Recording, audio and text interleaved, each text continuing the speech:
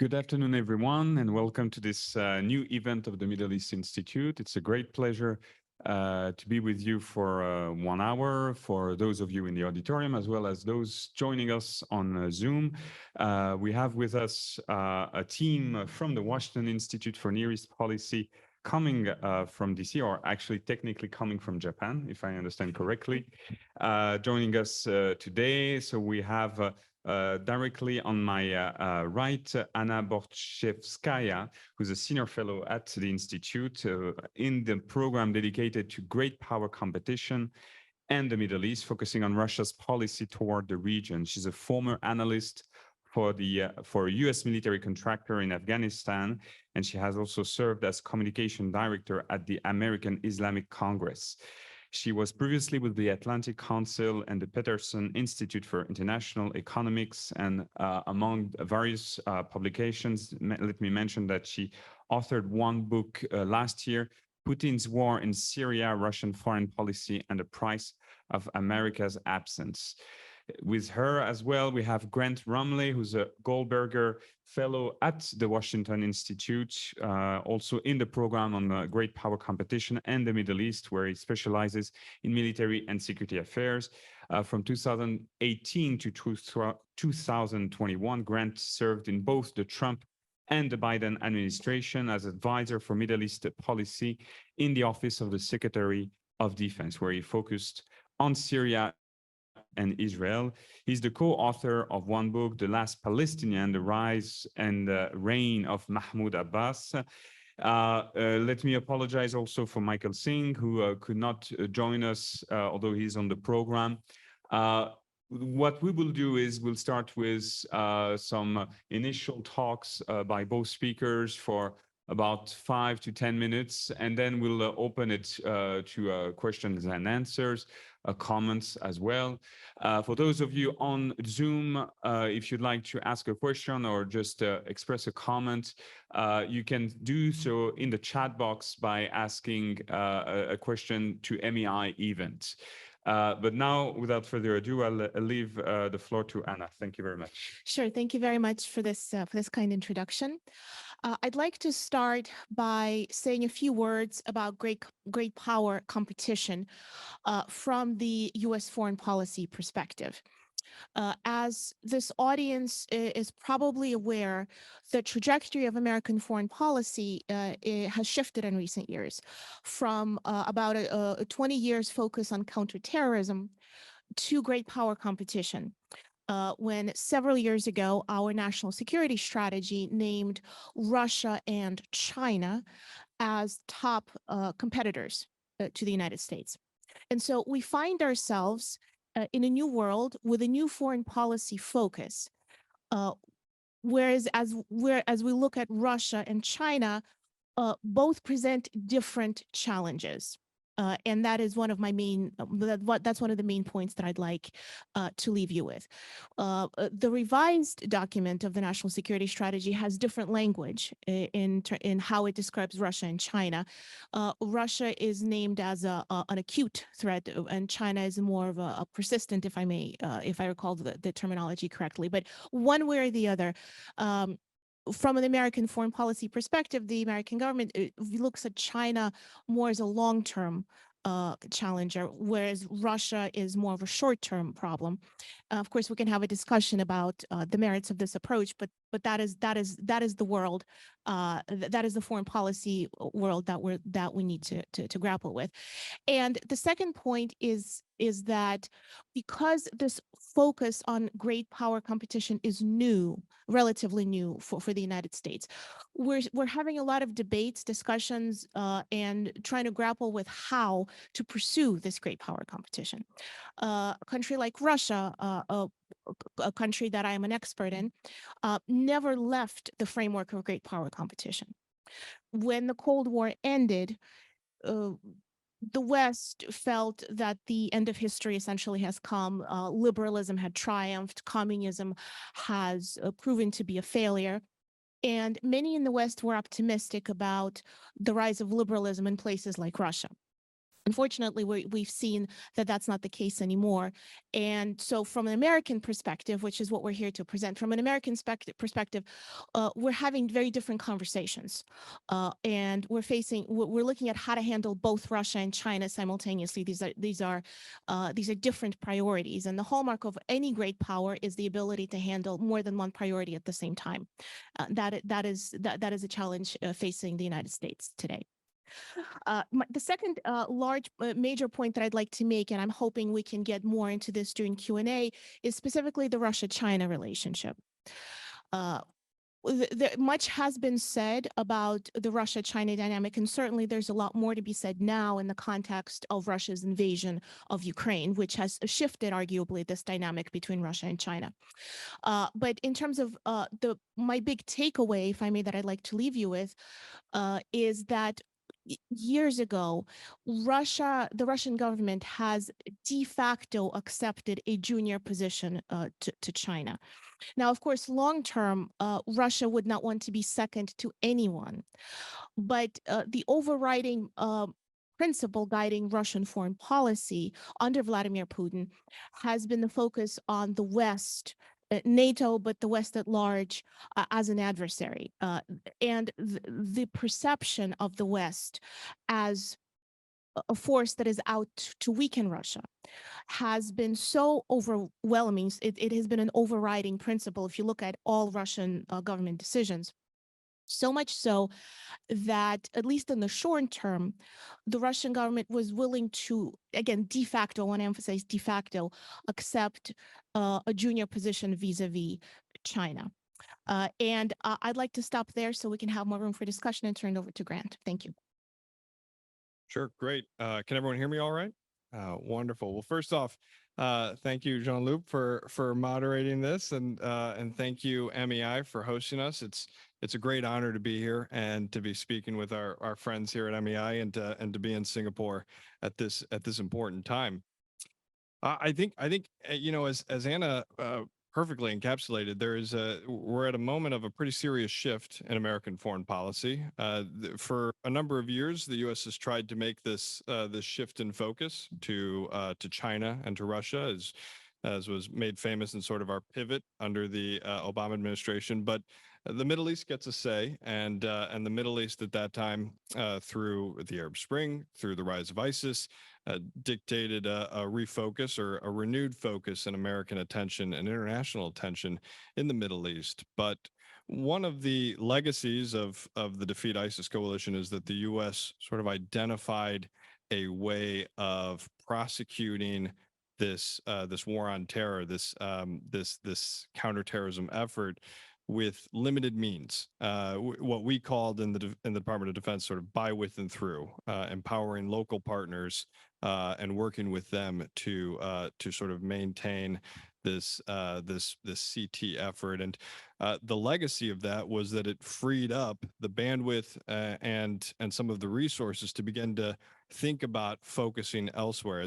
As Anna pointed out, it was a couple of years ago the National Defense Strategy said China and Russia are the organizing threat, the organizing principle for the U.S. military. And when the NDS was released, Secretary Mattis actually said the war on terror is no longer the key priority for the department moving forward. We will still continue to prosecute this war on terror, but we need to start shifting our focus elsewhere. And you know, if there's one thing that DC can agree on right now, it's the need to focus on China and Russia and on great power competition. And you see that in the Biden administration's national defense strategy, which just came out and echoes very much similar themes to what we saw in the Trump administration's national defense strategy. And so I think for the Middle East, there's a number of key takeaways here. I think one thing the U.S. and our partners are going to have to grapple with is sort of the balancing act between the Middle East as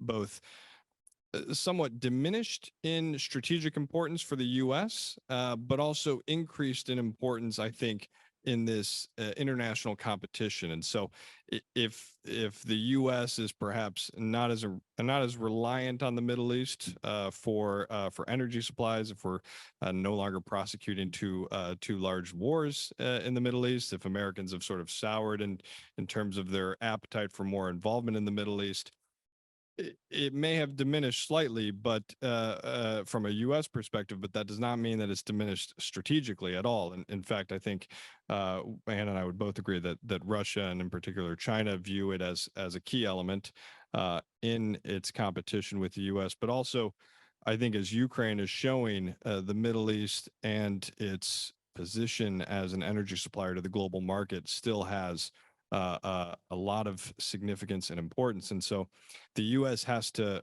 navigate this balance between a focus on countering Russia and Europe and countering China in the Indo-Pacific. And so how to do that is the topic of quite a serious debate in D.C. And it leads to another sort of takeaway, and that's the importance of American partnerships in American foreign policy, and that to enact smart policies that get at the heart of competing with China and Russia. The real strength of U.S. foreign policy is in its international network of partners and allies. And so that is both in the Middle East, but it's also abroad. It's here in the Indo-Pacific. It's in Europe. And so how best to maximize those relationships in regards to the competition in the Middle East is a subject of key debate, and one we're hoping to definitely dive into a little bit more.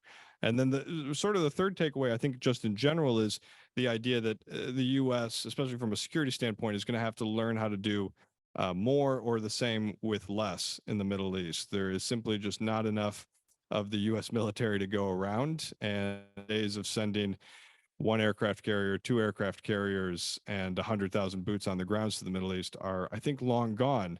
And so how best to position ourselves to be both effective in countering Russia and China in the region while also focusing in theaters elsewhere is something that I think both the Washington Institute, but also policymakers in D.C. are actively trying to explore. And so I'll probably stop there. I'm most curious to hear your questions, and looking forward to a great discussion. Thank you very much for both of you. You addressed the challenge of throwing all the big challenges in only a few minutes. Just to let the audience digest what you just covered, I'll start with questions or maybe remarks that I'd like you to comment. And Anna, you very clearly specified the differences between Russia and China, because when we talk about great power competition, there's this assumption that both fall under the same category. But when it comes to the Middle East, and I'd like your thoughts on that. I mean, it seems to me that the great power competition narrative seen from Washington was driven by the presence or the growing presence of China in the Middle East, that it was more about China than about Russia, except that from a security perspective, it seems to me that Russia is a much more consequential actor in the Middle East than China. I mean, China didn't organize any military intervention in the Middle East, contrary to Russia. So you said Russia, at least from an American perspective, is seen as a short-term challenge, while China would be a long-term challenge, correct? American government. But if we look at specifically the security dimension, would you say the same thing, that China in the Middle East would be a security challenge? Because it seems that as of today, the security challenge would be much more Russia than China. So that would be my question. And for Grant, I mean, you said that, and I think it's an important message, that the U.S. has to do less in terms of resources in the Middle East, but at the same time, it wants to convince its partners in the region with regards to the great power competition. That, as you said, the two priorities are to counter Russia in Europe, while I don't know if we can say containing or managing the rise of China in the Indo-Pacific. But for Middle Eastern countries that look at Russia and China increasingly as potential partners, how would you make that argument? Because what they see is that the US is doing less, but at the same time asking more from them. So how do you reconcile these two developments? Sure, I'll start. Sorry, I'll start. So the question you asked about Russia and China in the Middle East really has multiple layers. So I'll try to see if I can unpack all of them, or at least most. First, to your point about China in the Middle East versus Russia in the Middle East.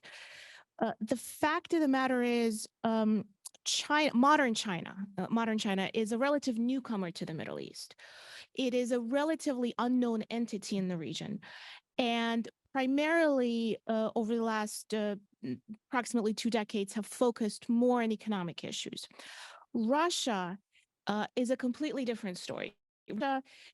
Russia never really left the region, and really from its founding as an independent polity, one where the other had a relationship, had a strong connection to this region. Its very identity developed as Imperial Russia grew in close proximity to the Middle East. Certainly, when you look at, from the perspective of great power competition, which is the theme of our discussion, right? In the last several centuries, the Middle East was an arena of great power competition, and Russia, whether it be it Imperial Russia or Soviet Russia, played a central role in that competition.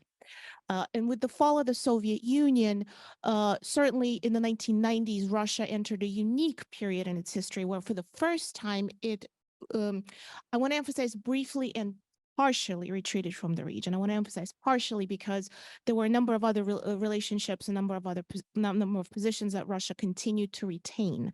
And certainly under Vladimir Putin, Russia worked steadily and consistently to return to the Middle East. So this is a very big difference in Russia versus China in this region. And the region, for its part, is much more familiar with Russia than it is with China.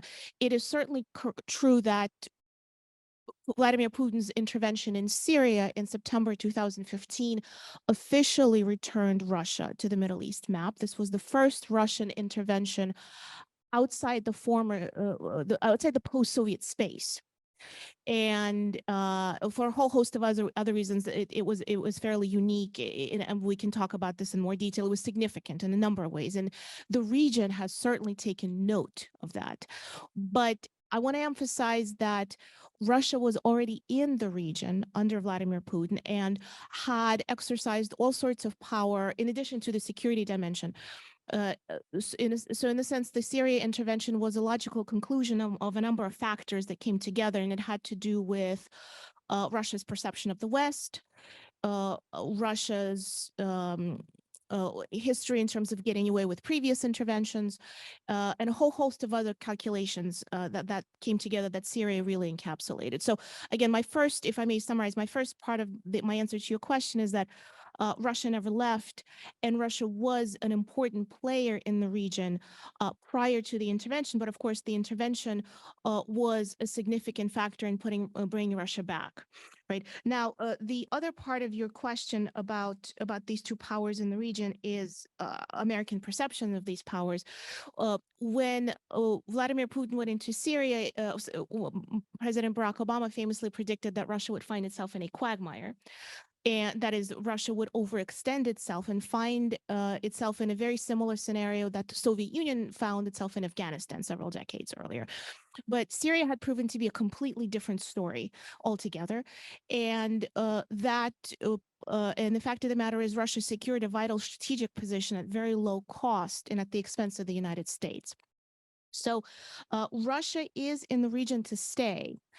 And now, because of the war in Ukraine, certainly Russia is trying to expand as little resources as possible, but it still retains an important position.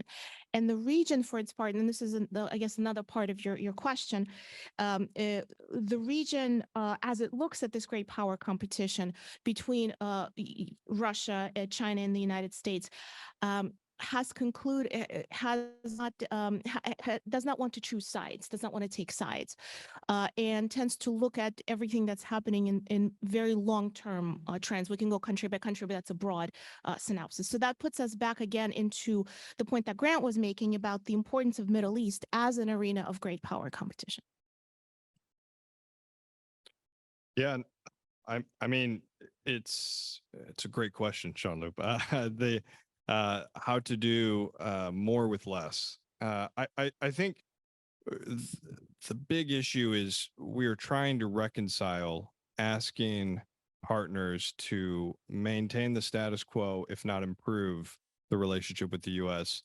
in a strategic environment where we are just simply not as attentive and at some points invested in the Middle East as we were in the past, and that's not only just in measuring troops or assets on the ground, but that's also in senior leader engagement and in cabinet visits. It took, I mean, there's COVID restrictions and there's Ukraine, sure, but it did take the president a year and a half to visit the Middle East, which in the past 20 years is a rather unheard of phenomena.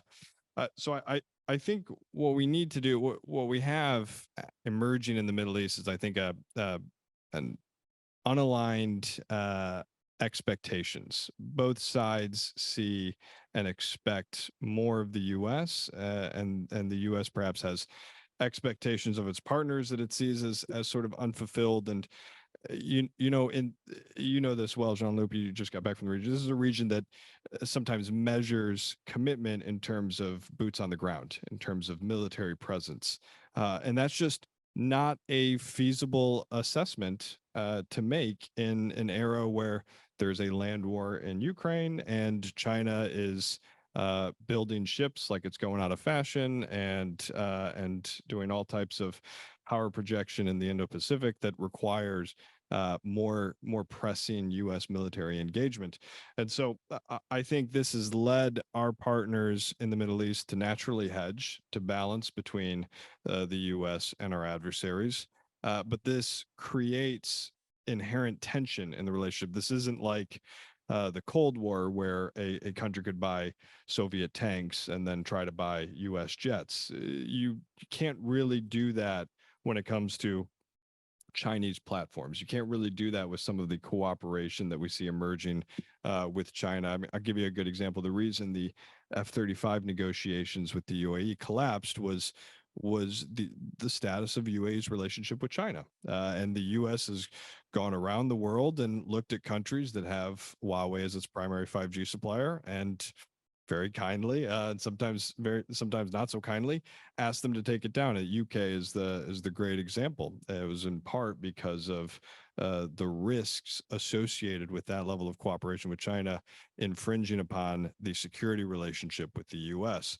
And so I think what we need to do is approach our partners and sort of lay out our vision for the relationship, our vision for all the things we want to accomplish from a security and defense standpoint, and then sort of make it clear what would preclude that level of cooperation. And so, to my mind, I think we should be opening up co-production. We should be expanding defensive capabilities of our longstanding partners in the region. But that requires, I think, a certain level of trust in the relationship. And so it will be very difficult, I think, for partners to have their cake and eat it too, and buy certain things from China and try to buy from the U.S. as well. And so this is going to be a new feature of this competition, and so far we haven't been navigating it perhaps as well as we should. But I think the initial turbulence will hopefully give way to redoubling down on some of these partnerships. Thank you very much. Let me ask another follow-up question, and then I'll turn to my colleagues in the room. And it's a follow-up because I was listening to both of you, and I thought about the recent decision of Saudi Arabia and the OPEC plus group to reduce their production of oil barrels. And seen from Singapore, there was much interest in how the US reacted, and it was almost seen as a personal attack or personal defiance against President Biden who just visited Saudi Arabia. I'd be very curious, and I guess our audience would be very curious on how do you perceive the current narrative that seemed to be prevailing in the US media, that this is an indicator that Saudi Arabia is siding with Russia. I think there was an op-ed in Politico from two senators that I think described that as Saudi Arabia is aligning with our greatest enemy. That's the first question. The second question is, what can we expect as a consequence if that's the narrative, if that's the perception that is prevailing today in the US? Do you see potential great consequences for the US-Saudi relations? Could that lead to a review of the partnership, military decisions, and so on? I mean, that's speculation, obviously, but how do you see that decision impacting the relation? How about I'll start and I'll pass it over to Grant. Grant will correct me. So in short, is Saudi Arabia aligning with the greatest enemy? Not exactly. Not exactly. There are several aspects of the situation. One is that Russia in particular has made a lot of headways in the region. And to your earlier point, it was not just in the security realm. Russia had de facto established itself as, again, I want to stress de facto a member of OPEC plus. And so from the Saudi perspective, a relationship with Russia, regardless one way or the other, was going to be important. And if you look at how, again, the reactions to the Russian invasion of Ukraine, Saudi Arabia was not unique in seeing things in far less black and white terms, if you will, in also simply not understanding the history between Russia and Ukraine. And for a whole host of reasons, the region simply reacted differently than the West did.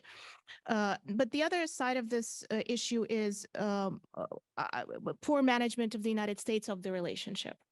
And this goes to your point about the visit, and maybe Grant can say a few things about that.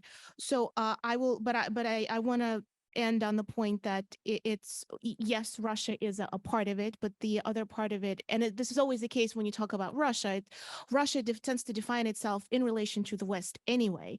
And so the issue here is how the West, particularly the United States, has handled the relationship with its very long-term strategic partner, who, let's not forget, during the Cold War has helped change oil prices that ultimately were a major contributing factor to the fall of the Soviet Union, perhaps much more so than the Soviet invasion of Afghanistan.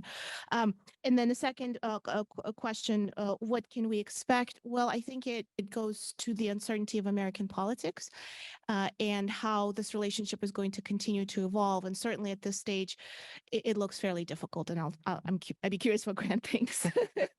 Well, yeah, I don't necessarily have an optimistic take. I think the Saudi decision was, perhaps there was some personal political motivations there, but I'm not as receptive, I think, to that argument. I think the OPEC plus arrangement has benefited the OPEC plus countries, and that market is a national security concern for Saudi Arabia, and they have their own economic interests for making their decision. And I think when you view their calculation through that lens, it makes it a little bit easier to I think understand. And it's certainly, the issue at play was the timing, but also the context, and it takes two to tango. And when the president called Saudi Arabia a pariah on the campaign trail, and then didn't walk back the comments ahead of the trip, you can find yourself in a sort of slippery slope of perhaps escalating rhetoric that that is ultimately unhelpful. Because I do think the Saudi relationship is a very important one for the U.S. In the region. It's one of the most important relationships, and right now we have this really tough dynamic in Washington where uh, so much of our pivot to great power competition hinges on our partnerships and maintaining our partnerships in the region, particularly with the with Saudi Arabia. And yet, you will never lose votes in American politics if you sort of criticize Saudi Arabia. It's not the most popular country with the American public, and that there's many different reasons for that. The war in Yemen, the Jamal Khashoggi assassination, and so from both right and left in American politics, you can find ample criticism of Saudi Arabia and not really worry about losing any popularity over it. And so we have to navigate that balance in our relationships. I think our partners need to be a little bit more cognizant of that, perhaps.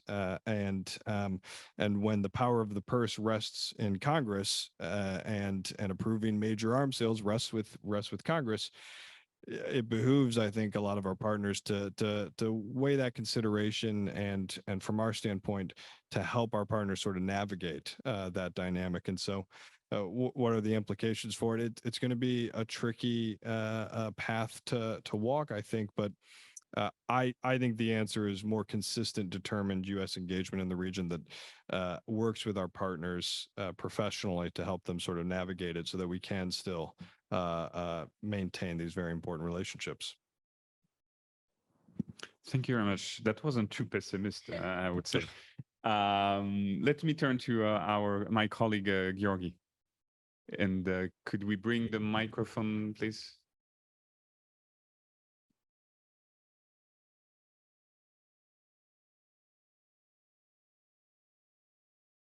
Thank you. Not to rely on my vocal cords. Yes. I'm George Bustin from the Middle East Institute. Anna, if you allow me, the question is to you.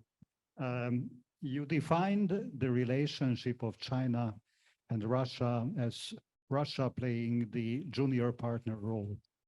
And I was wondering whether this is not a definition too nice to Russia. And I ask you this question because thinking about it more deeply, you wonder that other than energy, what can Russia provide China? Of course, you can say political support, but that is something that is not tangible. We are aware that Russia's other great strengths previously, and it's one of its great export items, military technology, has proven such a dismal failure in the Ukraine war that I strongly doubt that a power like China would be genuinely interested. So here comes the question. Of course, this is not a partnership of equals, but even if we look at energy as a commodity that Russia has a lot and is very much in need in China, how will that energy get there? Because Russia was geared to provide energy for Europe primarily. Now that story is over. Would Russia have the capacity and the time to build an infrastructure that could be genuinely important in providing to China and, for that matter, to India? Thank you. Sure. Great question. Thank you very much. I will do my best to answer it insofar as that I'm not a technical energy expert, but I will try to tackle it as best I can. So you make a number of great points. First of all, the war, I think what you're alluding to is the war in Ukraine that has shifted the dynamic for everyone, including the specific dynamic between Russia and China. You had mentioned that Russia has little to offer to China, and political support is not tangible. I'm not sure if that's entirely the case, at least not yet, because Russia still remains a permanent member of the UN Security Council. And certainly when it comes to voting together with China, there's a fairly consistent record here over the years on a whole host of issues, and particularly when it comes to the Middle East, when it comes to Syria, but certainly a lot of other countries. And I should add to that a small caveat. When I had talked about the broader Russia-China relationship, I was looking in globally, specifically in the Middle East. What has developed is a more complicated dynamic of division of labor, where Russia tended to focus more in the security realm and China focused more in the economic realm. That is certainly not a situation of competition. That's a situation of, again, working, at least de facto working together. And again, prior to the war in Ukraine, if anything, China looked towards Russia for its military expertise. And again, here's where it gets very interesting because the war in Ukraine has shifted that. But the fact of the matter is the Chinese military has not, in recent memory, has not fought any wars, whereas the Russian military had Georgia in 2008, Ukraine in 2014, Syria in 2015. And it's hard to argue with actual live military training, which is what the Russian military had and China lacked. You are correct. I think that the war in Ukraine is changing that, but there are still a lot of unanswered questions as to how it's changing it. Certainly, when it comes to the performance of Russian military hardware, yes, we've seen a lot of failures, but it's not a black and white picture. Because when it comes to most of the fighting done on the ground, it's done through traditional Russian military strength, and that's artillery. And Russia still has a lot of that ammunition to go around, and it has not been failing in terms of performance. So again, I think it's a little bit more of a nuanced picture. When it comes to energy, again, can Russia build infrastructure? Maybe. A lot depends on how the war is going to continue to unfold. And here I'd like to emphasize that the war is not over. We're certainly going to see fighting come spring. It's been very easy, I think, in the West, looking at the gains that Ukrainians had made, to be sometimes a little bit to rush to conclusions, put it this way. Though nothing is over until it's over, and there's still a lot of fighting left to go, and Russia still has a lot of resources to bring to bear, even as it's suffering unprecedented losses on the ground. So from China's perspective, there are a lot of advantages here. Again, how China can position itself in a far more advantageous position vis-a-vis Russia. But because the story is not over, I don't want to jump to conclusions. Can I actually jump in on that real quick? Just one quick thing on what you said about the appeal of Russian military hardware. I think this is a topic of serious debate right now, as well as the future of Russian arms in the international market. And I hear a lot that the experience in Ukraine is going to diminish the appeal of Russian platforms, but I don't think I agree. I think there's a difference between capabilities and efficacy. And the way the Russians have used some of their premier platforms isn't exactly inspiring, but that doesn't take away from the capability necessarily of the specific platforms. If you could get your hand on an S-400 radar system right now, you would probably get your hand on an S-400 right now. And China's fighter jet corps was almost entirely dependent on Russian engines to build up their initial capacity.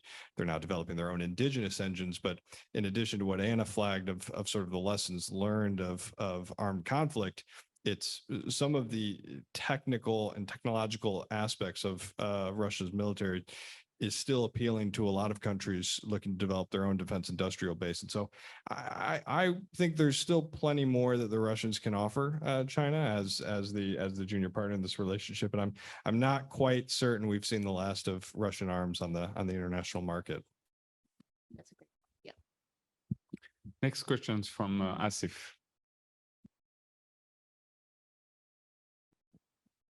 Hello. Yeah. Can you hear me? Turn it off. Yeah. Thank you so much. It's very important to know what all is happening in Washington, D.C., what kind of discourses they are entering into, because it will have global replications. We are talking about the actions that the US has been taking in terms of countering its two main enemies, that is, or rivals, Russia and China. If we specifically talk about China, because that is in our region, Indo-Pacific region, and if we talk in terms of looking for allies and partners as far as US approach is concerned, we see ASEAN is a very important bloc region here, and Singapore has been a very important partner of that 10 countries bloc. If I look at correctly, their views in terms of US-China rivalry has been that we won't take sides if it comes to that. Don't ask us to choose, we won't, right? So I would like to know what kind of policies in Washington they're working on in terms of countering that stance. That is one. The other is about the global approach to dealing with China. And that is because China has been having relationship with many of the Middle Eastern countries because of oil. US is the #1 oil producer country. OPEC is oil producing and exporting countries, but OPEC plus US is not a member. I feel that if US could be a member of OPEC plus, it could have very strong leeway over China in terms of energy fight. So if there is any discussion in that domain happening in Washington, DC, it would be very useful to know. Thank you. Oh, well, was kind of hoping someone here would be able to explain what's happening in DC to me. It's a great question. It's the $1 million question right now. I think this administration, but also both Republicans and Democrats are wary of turning our competition with China into a zero-sum competition a la the Cold War. But I think, and at least I worry that we might not be able to prevent that. So this current administration, you see, they're very careful in their language. They talk a lot about responsible competition. This is what came out of Bali as well. We've talked about competing where we can with China responsibly, and then cooperating in other fields like climate, like COVID, potentially. And so I think what they're looking for is sort of a middle of that Venn diagram. And then from there, you can sort of create some of the parameters with other countries to understand how to navigate their own relationship with China. I think we also struggle a little bit because that approach can be a little inconsistent. In the same administration has also sort of had the democracy summit, where democracy is versus autocracies, and that is zero sum, that is sort of mutually exclusive, and that does have, I think, the unintended consequence of putting countries into different categories. And so I think we need to be a little more flexible in terms of some of the language and some of sort of our approach to these partnerships. But also, I think we're still identifying the parameters of our own relationship with China, and that creates a bit of a lag with our partners, and another unintended consequence is it creates some turbulence at times. So I think the US, we need to be a bit more accommodating and accepting that as we pivot into this new strategic focus, there's going to be turbulence and sometimes undue turbulence among our partners as they try to calibrate their foreign policy alongside ours as well. And so I think it's a balancing act.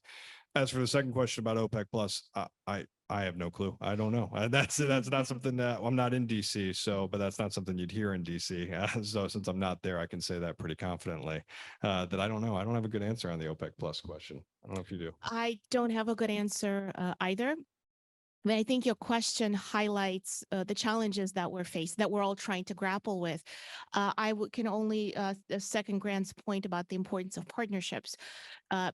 And to go back to my earlier point about the shift in American foreign policy thinking, I mean, what the question you're asking really goes to the heart of the issue in that we're grappling with these issues at the moment because we fundamentally shifted our focus in foreign policy, and bureaucracies in all democratic countries are slow to change. And we're in this situation, we're trying to change, we're shifting, we're having these conversations, we're having debates. One of the key debates, specifically when it comes to the Middle East, is whether or not the Middle East is a distraction or of great power competition or an arena for it. And we, of course, argue that it's an arena of great power competition. But the fact that it's a matter of debate, and a very intense debate, I think highlights the challenge of the issue. And so Yeah, I think it just again the importance of partnerships now are going to be even more important. So let me say something. Okay, so let me say something about being the arena for the great power politics, because Southeast Asia historically has been quite a bit of an arena, and we have actually faced what you see now happening in the Middle East. You know, I mean, the Vietnam War was when America made a decision that it needed to cut its losses and move out, right? And in that time, ASEAN was formed. You know, ASEAN was formed essentially because if you look up to the time of the formation of ASEAN, the Southeast Asia always had some kind of war, whether it was a civil war, internecine, or it was one of these great powers coming in, you know, and we've had the Russians here. They were the Soviets. We've always had to deal with China. China lives right next door to us. And we've had the Americans here. And it's a question of how you balance it, you know. So for me, it's very interesting to watch what goes on in the Middle East. And, you know, they're sometimes they're upset. They don't understand why this dynamic happens. You know, is there less interest? Is there less focus? I think that some of the lessons that we've learned in Southeast Asia is that it's about how to balance the different partners. And it's a very difficult balancing act. You know, ASEAN has all these plus dialogues. They have it with China. They have it with the United States. You know, they're dialogue partners.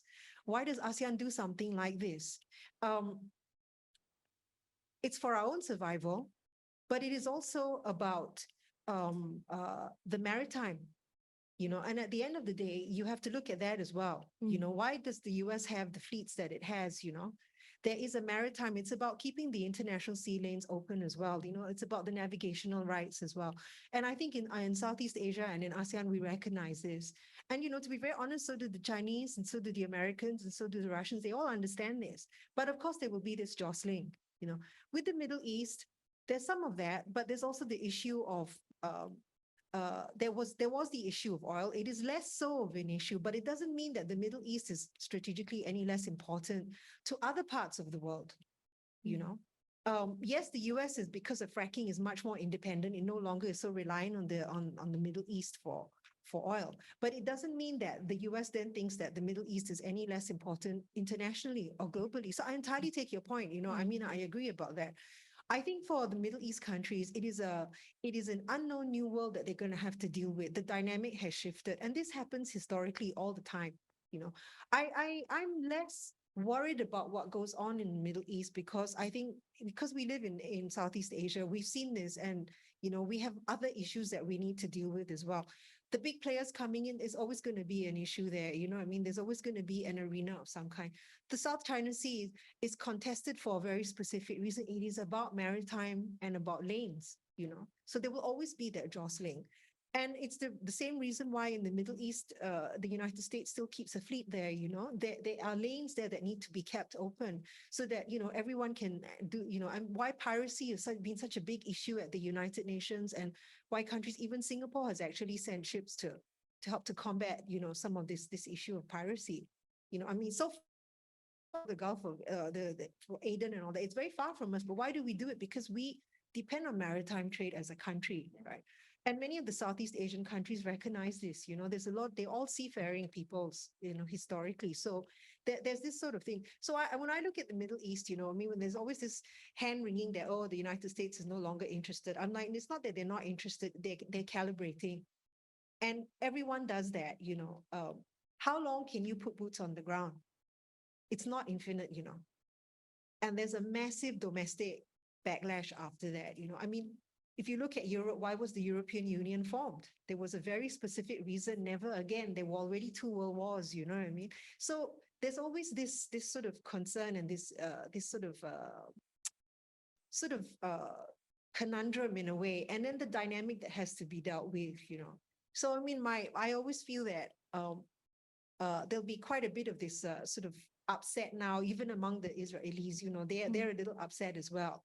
And then everyone will sort of settle down because, you know, you learn to find that balance and among the great powers. You know, will that rivalry go away? No, it's been around for centuries.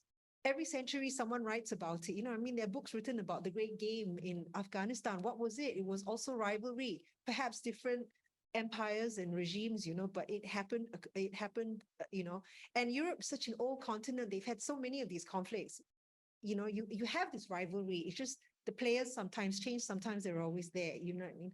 What interests me is China's role in the Middle East. You know, as we talked earlier on, and I think there's some ambivalence on their part. They are looking for markets, I think, you know, markets for themselves, but also resources because they're huge. You know, they will come out of this whole COVID thing and whatever they're going through now, and they will come out and they will actually continue to thrive. And you know, you were right, it's about the economics more than anything else, you know what I mean? But there's also a newly confident and assertive China, and I think that's not going to go away, you know what I mean? And so this jostling between the United States and China, they have to find that footing and that equilibrium. I think the fact that President Biden and President Xi actually met, right, tells you something already, because clearly both recognize that, okay, you know, we've taken this sort of tension as far as either of us practically wants to take it. And then we need to think about the pragmatics of it. But you always have a domestic audience that you have to cater to as well. This is the reality, you know. Okay. Yep. Well, Let me move to other questions, and we have about 10 minutes left. And I'd like to get your thoughts on two different actors that we didn't mention yet, and which are allies either in Europe or allies in the region, and in particular Israel. I mean, we discussed Gulf states and Saudi Arabia, but correct me if I'm wrong, this would fall more into the category of partners, which have more by nature transactional relationship with the US. And it seems to me much more difficult to discuss great power competition in a way with allies such as Israel or Europeans that might not read what's going on the same way as Washington does. For instance, Gwen, you mentioned the what happened with the F-35 and the fact that US government considered that the cooperation between the UAE and China was a red line, that it could not, it would compromise US technology at this point. The problem is, in the sense, one of the consequences was that the UAE went to France to buy 80 fighter jets, 80 Rafale fighter jets. So one obvious question that comes from that comes to me after that is it possible to have a US coherent policy in the Middle East without consulting and without coordinating with European allies? Otherwise, isn't it doomed to always lead to the Europeans selling what the Americans do not want to sell? And in Israel, it's a different question, but it's quite remarkable that Israel has a very distinct policies with Russia and China, that Netanyahu was the key architect of the rapprochement with China.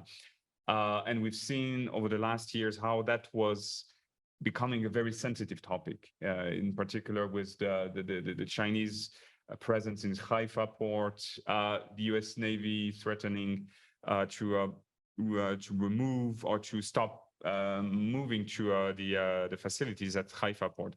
As far as I know, they didn't execute that threat. But how do you make, how, again, it's coming in a sense back to the idea of how do you talk to your allies on that topic? How do you make sure that they understand and that they agree with the US concerns on that great power competition? I know it's not an easy question. Sorry. Right. So, okay, how do you talk to your allies? Yeah, not an easy question to answer. And we only have about 5 minutes left. I will start, I think, by highlighting that it's difficult. It's difficult because when you look at what happened with Ukraine again, Israel found itself in a difficult position vis-a-vis Russia in particular. from a security standpoint, Israel's chief concern was maintaining its freedom of action in Syria, and that depended on a fairly good relationship with Russia. So, so when it came to Ukraine, again, because Israel is a democracy, and not only is it a democracy, but in the Middle East, but a strong, stable democracy with a very large, a sizable minority coming from both Russia and Ukraine as immigrants.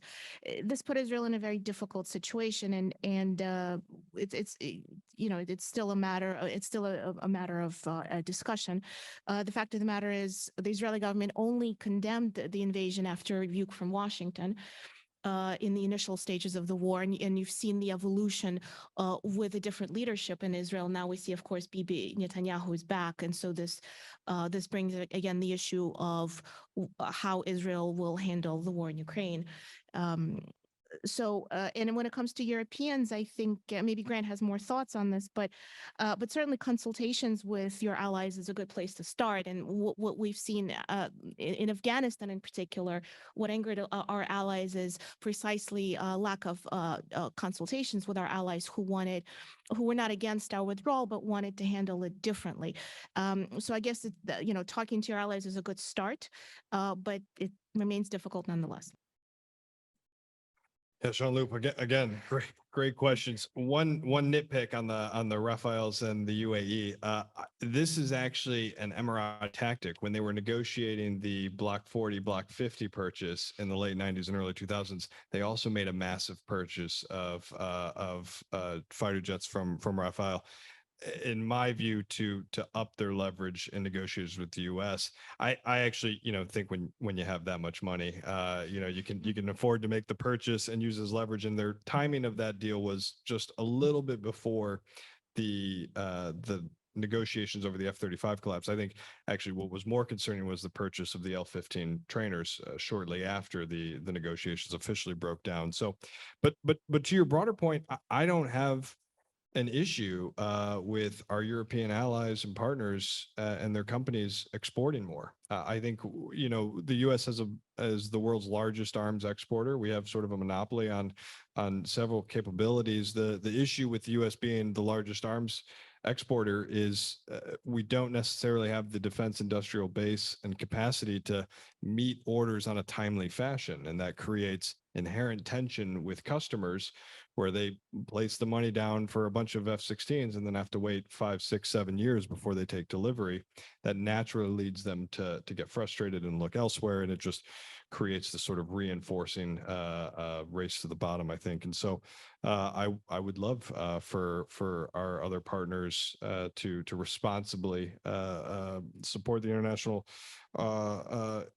trade to like-minded countries. But the other question is how do you coordinate? I think it's got to be a 5-step process when it comes to navigating the China relationship. I think the U.S. has to first identify the risks we associate a relationship with China, then sort of from the risks, assess the threat and identify our own parameters of comfortability in navigating a relationship with China, and then communicate those parameters to our partners, and communicate it clearly and consistently, and most importantly, be constantly apprising them of how we assess the situation, and then essentially incorporate their feedback into this process, into this loop. There's not always going to be uniformity, I think, in where we see a threat in a relationship with China versus where another country may see a threat in a relationship with China. We obviously see a big threat when a Chinese state-owned enterprise buys a controlling stake in a port. That perhaps is not always a shared agreement. There's the Hamburg Agreement in Germany right now is sort of underwriting that point. And then I think the final step is to just simply keep flexible and understand that this is sort of a moving target, and only through working professionally with our partners and our allies, incorporating their feedback and identifying and conveying sort of our assessment, can we have a China policy that I think avoids sort of undue turbulence and ultimately makes everyone work together a little bit more efficiently. Thank you very much. I'm afraid we're going to have to stop here. I don't see any other hand raised. Thank you both for engaging with us for 1 hour on all these questions. As we said, tough questions, but necessary to address. I hope you've seen, Singapore is constantly discussing the topic of great power competition, not just today, but historically. So it's always a pleasure to have the Institute coming for this discussion.